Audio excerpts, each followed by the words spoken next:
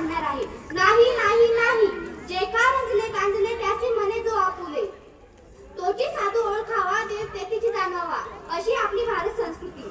ज्या देशाच्या मातृभूमीवर पायाची चपला डोक्यावर घेऊन चालावी अशी मान कर्मभूमी म्हणजे भारत देश। पण आज या देशात चारी बाजून अंधाधुंदी वाजली आहे। आज या शेतकऱ्या जगाचा पोशिंदा म्हटलं जातं, त्या शेतकऱ्याला त्याच्याच मागे तुडवला जात आहे। पण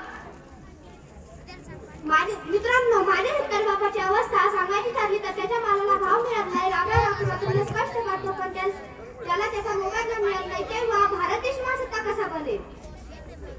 अरे, ज्याच्या जीवात सर्व देश पोट भरतो आणि त्यालाच मारतो। जेव्हा त्याच्या मुलीचं लग्न करावं लागतं, 2 पैसे हाताला मिळत नाही, सावकारचं कर्ज होतं आणि या नालायक सत्तेमुळे माझ्या शेतकरी बाला गळफास घेऊन आत्महत्या करावी लागते, तेव्हा भारत देश महासत्ता कसा बनेल?